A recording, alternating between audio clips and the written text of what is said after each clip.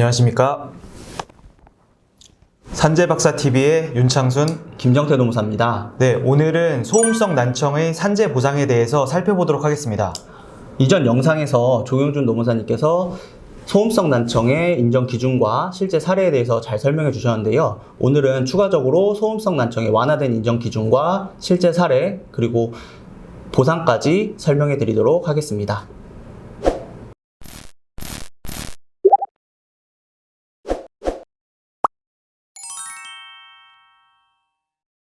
난청이라고 하면 일반적으로 소리가 잘 안 들리는 것을 말하는데요. 난청의 종류는 크게 소리 전달 경로에 문제가 생겨 발생하는 전음성 난청과 달팽이관에 문제가 생겨 발생하는 감각신경성 난청으로 구분됩니다. 이때 산재보상의 대상은 감각신경성 난청을 의미합니다. 네, 제가 여러 재해자분들을 만나보면 본인 귀는 괜찮다고 소리가 잘 들린다고 하시던데, 그런 경우에도 실제로 병원에 가보면 소음성 난청의 인정 기준에 부합하는 경우들이 많더라고요. 그래서 혹시 내가 난청인지 알 수 있는 자가진단법이 따로 있을까요? 네, 대단한 방법은 아니지만 서로 대화를 할 때 다시 상대방의 말을 되묻는다거나 아니면 집에서 TV 소리나 벨 소리를 점점 크게 한다거나 또는 이따금씩 이명이 들린다거나 어지럼증이 있으시면 소음성 난청을 한번 의심해 볼 수가 있습니다. 그렇기 때문에 이런 증상이 있으시면 이비인후과 가서 한번 진료를 해보시길 권해드립니다. 네, 소음성 난청의 산재보상 인정 기준이 완화됐다고 하던데 구체적으로 어떤 건지 좀 알 수 있을까요? 네, 기본적으로 소음성 난청의 인정 기준이라고 하면 85dB 이상의 소음 사업장에 3년 이상 노출되면서 한 귀의 청력 손실이 40dB 이상인 경우에 업무상 질병으로 인정됩니다. 그런데 이 기준에 다소 미달되는 경우라도 소음성 난청과 업무와의 상당 인과관계가 인정된다면 업무상 질병으로 인정받을 수 있습니다. 예를 들어서 재해자분들 중에 다른 인정 요건은 모두 만족하는데 소음 노출 기준을 미달하거나 근무 이력이 3년이 안 되시는 분들이 있습니다. 네. 이런 분들은 안타깝게도 공단에서 불승인 받는 경우가 종종 있는데요. 그래서 재해자분들께서 공단에 이의 제기도 많이 하셨고 행정소송까지 다퉈서 승소하는 사례도 늘어났습니다. 이런 경향이 보이자 공단에서도 이제 인정 요건을 합리적으로 완화한 것입니다.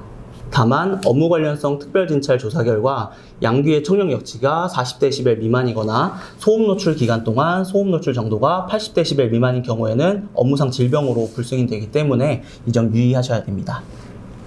네, 그런데 실무적으로 상담을 하다 보면 난청을 갖고 계신 대부분의 재해자들이 고령이신데요. 이러한 경우 노인성 난청을 동반하는 경우가 대부분입니다.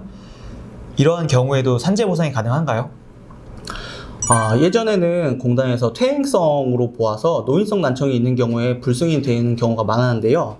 결론부터 말씀드리자면 노인성 난청도 이제 산재 보상이 가능합니다. 난청의 원인이 업무와 업무 외의 원인이 혼합되었더라도 소음성 난청 기준을 충족하고 명백하게 업무 외적 요인에 의해 발생한 난청임을 입증하지 못한다면 업무상 질병으로 인정받을 수 있습니다. 최근 판결 중에 탄광에서 차감 업무를 수행하시다가 퇴사하신 지 23년이 지나서 소음성 난청 산재를 신청하신 분이 있으신데요. 연세가 있으셔서 당연히 노인성 난청이 있었음에도 불구하고 산재로 인정받은 사례가 있습니다.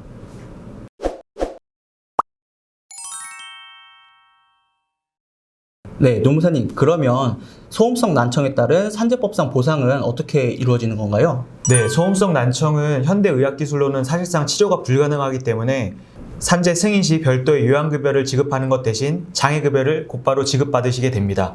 즉, 청력 손실의 정도에 따라 장애 등급을 받으시고 이에 따른 보상을 받으시게 됩니다. 노무사님, 그러면 실제로 소음성 난청 사건을 진행할 때 필요한 서류는 어떤 것들이 있을까요?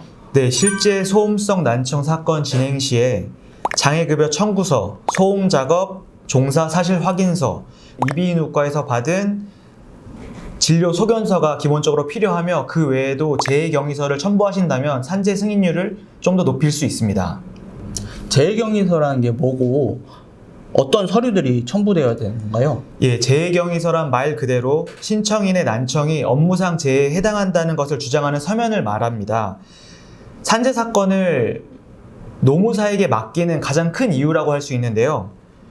즉 방금 말씀드린 장애급여 청구서나 진료 소견서를 재해자께서 직접 준비하시는 데 큰 무리가 없으시지만 공단의 인정 기준에 맞게 재해경위서를 직접 작성하시기에는 시간과 노력 그리고 품이 많이 드는 것이 사실입니다. 산재 사건을 전문으로 하고 있는 저희 농업인 이산에 사건을 맡겨주신다면 재해자께서 최대의 보상을 받으실 수 있도록 함께 하도록 하겠습니다. 그러면 난청 보상에 있어서 청력 손실 정도로만 장애 등급이 이루어지는 건가요? 아닙니다. 기본적으로 청력 손실치를 기준으로 장애 등급이 결정되나 어업 명료도에 따라서 장애 등급이 결정될 수 있습니다. 아, 그렇군요. 어업 명료도라는 게 말이 조금 어려운데 어업 명료도가 무엇인지 설명 부탁드립니다. 네, 어업 명료도란 간단히 말해 말귀를 알아듣고 이해하는 정도를 백분율로 나타낸 것입니다. 이는 청력 능력을 확인하는 지수로서 난청을 진단하는 지표로 작용합니다. 따라서 공단의 소음성 난청으로 장애급여를 청구할 시에 장애 상태를 확인하기 위한 특별 진찰을 받게 되는데요. 이때 어업 명료도 검사를 하게 됩니다. 네, 다음은 저희 법인에서 직접 진행한 난청 사례입니다. 화면에서 볼 수 있듯이 재해자께서는 특징 결과 좌측 61, 우측 56dB 청력 손실로 이에 따르면 장애 등급은 제10급에 해당하나 어업 명료도가 최대 30% 이하이기 때문에 제6급, 제3호로 결정되셨습니다. 네, 통상적으로 이비인후과에서 난청 검사 시에 어업 명료도에 대한 검사가 누락되는 경우들이 많습니다.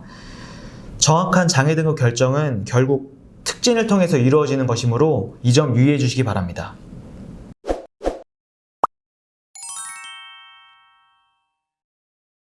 네, 산재로 보상받는 것 외에 다른 보상은 없나요? 네, 우선 청력 보완을 위해 보청기 지원이 가능합니다. 업무상 재해로 승인받은 난청산재 근로자는 보청기 지원금으로 최대 131만 원까지 분할 환급 가능합니다. 만약 양측 귀 모두 산재 승인 받았다면 최대 262만 원까지 환급받을 수 있습니다. 그리고 두 번째로 국가장애를 신청하는 방법이 있습니다. 국가장애를 신청을 하셔서 승인 받으셨다면 각종 세제 혜택과 사회 서비스 혜택을 받을 수 있으니 산재 이후 국가장애도 생각해 보시기 바랍니다. 네, 오늘은 소음성 난청의 완화된 인정 기준과 보상에 대해서 살펴보았습니다. 혹시나 궁금하신 점이 있다면 상담 전화를 주시거나 댓글을 남겨주시면 친절하게 답변 도와드리겠습니다. 감사합니다.